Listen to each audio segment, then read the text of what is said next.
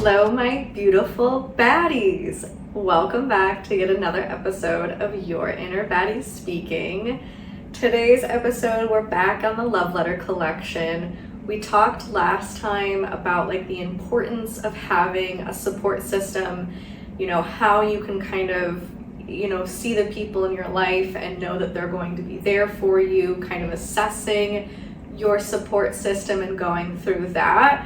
This episode kind of ties into that in terms of this love letter is one that I wrote for myself really because I have struggled throughout my journey and before I even started my journey of really putting faith in people that they will show up for me. And I mean, we could probably go into the deep-rooted reasons as to why, but on the surface level, I kept feeling like I was at a place where, I had friends and I had loved ones and I had family, and I still had this gnawing feeling that people didn't care about me, or that I couldn't go to somebody who was in my life and go to them for support, for help. I just felt like, part of it is hyper independence, growing up and having to do a lot on my own in terms of emotional navigating. And I felt like I was feeling as a child that it was always better off to do it myself. And so I developed a lot of hyper independent, tendencies where I felt like even as an adult, I had to take care of myself and I had to be the one to do everything and I couldn't lean on anybody. But it went even a step further of that, even when I felt like I had a good, support system in place, I still felt like if I leaned on them, I was a burden. And that is something I just want to be very clear in this episode. No matter where you are in your journey or in life, when you need somebody and you have friends, family, loved ones, etc., whoever you have in your life, those people are there because they care about you. And those people want to care for you the same way that you would show up for them. And I think that's obviously easier said than done. I have struggled with that for a while of thinking, okay, yeah, well, of course, if a friend called me up and they were in trouble, or they, needed to vent, or they needed, just my presence, of course I would be there for them. It's not even a question in my mind that I would do that. But yet it's such a big question of whether I should do the same and rely on other people. And I know I can't be alone in that, and feeling as if you have people around you and yet you feel like you can't, something is stopping you. I will never forget, I've had moments where I've broken down, or I've had moments where I felt in a very depressed state. But I remember one, I was in my early 20s, and I think I was having a bit of a panic attack and a bit of a depressive episode is how I refer to them. And I just remember feeling the only space I could cry and break down in was deep inside my closet.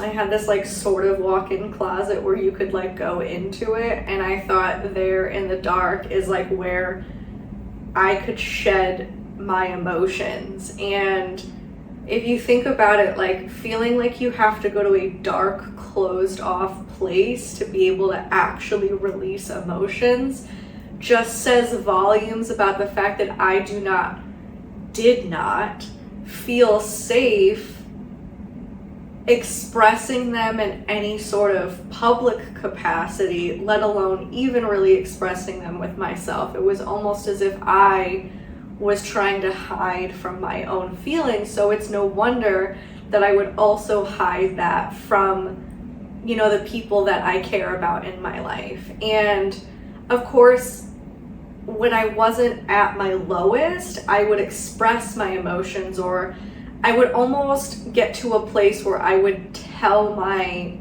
friends, whoever was in my life at the time, I would express to them almost as if in the past tense. Like, I would make sure I was in a place that I could talk about it calmly, or I could talk about it as if like, oh, it's okay now, like I'm done with that. And so I never really allowed my friends to see sort of that side of me, or allow them to be there for me when I really wanted them. And the reason why I brought up the time that I was, sort of breaking down in my closet, which now to me is almost funny, because I'm like, I would never do that. Like, now I would call somebody, I would maybe talk to my cat if like that's all I have, like if people are busy, and like hold her for some emotional support, which she is an emotional support animal, so she got to pay her dues somehow. But like now I would never, but back then I remember like clutching my phone and being like, I can't even send a text to somebody to tell them that I'm not doing well. And I would even get to the point, and there were other occasions where like I would type something out and then I would convince myself that it was stupid to even send it. And I know somebody else has had to have felt like that, where like you're desperate to reach out and connect to somebody to like release this. And I don't mean like release it on them, but like just to be able to have like let go of the power that the emotion is having over you by being able to say it aloud to somebody else. It's almost as if you're relinquishing the power that it has over you. And I'm a big believer in that. Like, ever since going through my divorce and having hidden so many of my issues and my mental state and the problems that I was having in my marriage, I hid so much from people. And I think I regressed into, those sort of behaviors that I had that I learned when I was growing up. I regressed so much into those that I was hiding so I wouldn't have to deal with it. And the more and more I spoke, and even doing this podcast, the more and more that I speak about these things and I continue to let it out, the less I feel like these emotions, these these times, these difficult circumstances have power over me. And that is a big thing. The more you stay silent, the more that you are suffering in that silence, because it doesn't feel like you're done with it. You can't, in my mind, and I'm not saying that it's impossible, it's just for me, I feel as if it is very difficult to get over something if you don't let it out. And especially if you hide it from the people that you love, you're sort of still hiding it. So you might have gotten it off your chest, and that's what I was doing in my early 20s. I was letting it go out of me, but I wasn't telling anybody, or I wasn't telling them the gravity of it. I would just say like, oh yeah, like totally had a breakdown. Totally good though. Like, that is how nonchalant I was being about it, is that right there. Like, that says nothing to you. It says nothing to the capacity of I was crying and breaking down in hysterics by myself. But yet I would act like it was okay, so that way I wouldn't have to talk about it with anybody, because I couldn't talk to them about it at the time. So I'm just pretending like I don't ever have to talk about it. So I was releasing it from me, but I was still hiding it from people. And then I was wondering why like nobody understood when I was upset about things, or nobody understood like that I was going through a difficult time. I mean, even in my divorce, like I had friends of mine say, I just can't imagine what you were like in your marriage, because the person that's in front of me right now is already milestones ahead of what you're telling me that you were like. Like, they're like, I just can't picture both versions of you. And I actually even had a really good friend of mine. We were talking the other week about some really difficult stuff, and you know, she's going through a bit of a time, and she was saying, I can't imagine that you felt the way I did at any point in time, because the way that you compose yourself, the way that you handle yourself, the way that you express yourself now doesn't indicate that feeling or any of those issues. Like, I just can't see how you were that person, which I think is amazing. And I want everyone on their journey to be able to get to a place where, like, somebody says that about you, like, I cannot believe where you came from, because the woman, the man, the person that you are now, it's like so far away from that you've healed so much and you've become such a better version of yourself, and that you are, you know, embodying what you're truly meant to be. And while that's amazing, when you're going through it and you're hiding things, people might say that shit about you. People might say that you're strong, or people might say, like, I never have to worry about you. Like, I've gotten that from my own mom. Like, I'm not the child that she has to worry about. And I'm over here like, I'm crashing out constantly. Like, what do you mean? Of course, now I'm like, all right, I see what you mean. Like, I definitely have made strides. But usually if you're hiding how you're really feeling, not necessarily who you are, but how you're feeling, it can be very difficult for those around you to support you in the way that you need, because they don't know. And basically, people in your life want to show up for you, and if you're not telling them the whole story, they can't read your mind. And as someone who has definitely, you know, led with anxiety and been anxiously attached, like, they can't read your mind. You're expecting them to know what you're going through in the depths of your mind, but you're not even telling them, like, the surface of it. Like, this is Titanic and you were the iceberg, and they're seeing like the teeny tiny tip, and there's so much underneath that you're not saying. So how are they going to know that there's so much underneath if you don't tell them? Like, people are not mind readers, and I think that is a lesson that took me a while to learn, and I will, like, formally apologize to anyone that I expected to read my mind.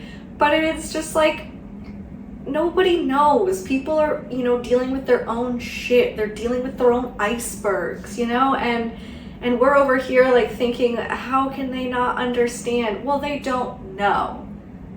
And it is on you to let them know. And it's hard, it's difficult to utilize your support system. You know, we talked about cultivating your support system. Now it's time to utilize it. You're supposed to lean on them. You're supposed to be able to go to them for help. They care about you. They want to do that for you. And I really feel like something that you, me, everyone really needs to sort of get through our head is the way that you would jump to help a friend is the way that they want to be there for you. And I'm not saying that everyone's going to put their life on pause to handle your, you know, situation that you're going through, or the things that you need to get off your chest, but they will be there for you in the capacity that they can. They are going to create space for you because they want you to feel safe and good with them. And that right there is something that is worth holding on to. And it is very, very difficult to remember it in the moment, And that is why I wrote this love letter to myself, because I find it difficult when I actually am in the thick of those emotions to actually remember I have a support system that I should use. I shouldn't stare at my phone wishing I would call somebody. I shouldn't be typing out texts like so desperately wanting to hit send and not doing it. I shouldn't hide what I'm going through to the people who love me. That's just not something that we should be doing. But of course, when you're in the thick of it, you're crying and it's like, I can't do it. I shouldn't do it. Like, I'm a burden. I don't want to put this on them. No, you're not. They want to be there for you. I even had a conversation with a friend where she was telling me that she was like in the thick of it, 1 or 2 weeks prior to us hanging out. And I was like, you should have called me. And she's like, I really should have, because I don't get why I wouldn't. I would pick up for you. And I'm like, yeah, you have picked up for me. So I would do the same for you. Instead of having this conversation, weeks later, we could be having it when you're having the issue. And that's how I want everyone to feel like they can actually go to the people who want to support them, because people want to support you. And so this is the love letter that I wrote to myself, which still kind of gets me in my feels, because I just remember that scared young woman who didn't even want to reach out. And it's just such a sad thing knowing that now I love leaning on my loved ones. And I don't mean that I love bombarding them. I have less that's going on, but I love talking it through with them and getting their perspectives and feeling immediately better afterwards. So this is the love letter I wrote to myself so that I could remember to go to my support system, to actually reach out to people, and that it is okay when I am, full on tears going. Right now, you might not feel supported. You might not feel like you have someone to go to. But people love you. People have seen you in dark moments and still stayed by your side. No one is leaving you unless you push them away. It's okay to call someone when you need to hear someone's voice. It's okay to text someone when you need help. It's okay to ask to see someone when you need a friend. It's okay to reach out to the people you have in your life. They care about you and want to help you. You are not a burden. When your friends need help, don't you want to be there for them? Don't you want to help make them feel better? Think of it this way. They want to do the same for you. Needing people isn't a weakness. Wanting support isn't a weakness. You are strong on your own, but you are stronger when you let others help lift you up when you are down. Don't let your mind play tricks on you and convince you that no one cares about you, that no one will ever be there for you. Let your friends and your loved ones show up for you. All you have to do is ask. And it's always that last line that really hits me, especially when I am feeling down. It really is all you have to do is ask. And it's the getting from processing where you are to actually reaching out that's the hardest. It's the should I don't know, are they busy? Do you think? I don't know. Maybe this is too much. All those questions, just avoid it. Go straight to the source. Just call. Just pick up the phone. And I say it like it's so easy. I've been obviously, as I've said in this episode, I've been almost paralyzed, feeling like I can't reach out. So I say this because I just really want, I don't want anyone else to feel paralyzed to reach out to somebody.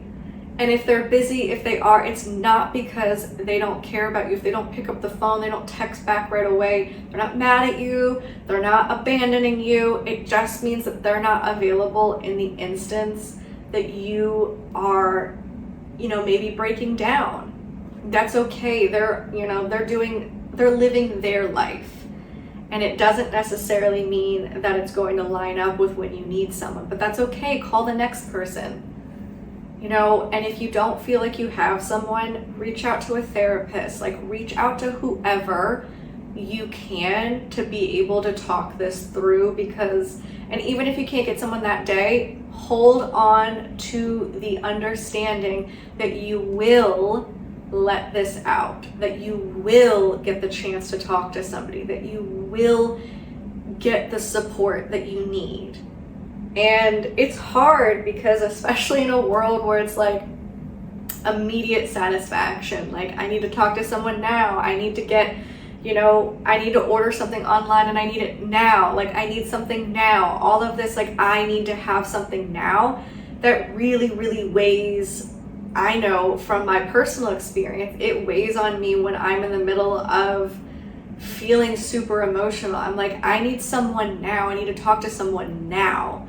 And life just doesn't always work like that, and I can't expect other people to be available to me when I'm breaking down, because I'm not always available when somebody else is breaking down. And those are the moments where you have to rely on sort of self-soothing until you can get that support. But I just want you to know that it is okay to reach out. It is okay to ask for help. Your friends and your family and your loved ones, they want to be there for you. They want to comfort you. They want to see you smile. They want to hear you laugh. They want you to be your best self. The ones who are truly, as we talked about, kind of weeding through that support system, the ones who are truly there for you, that's what they want. That is what they want. And so I hope that the next time that you start to feel,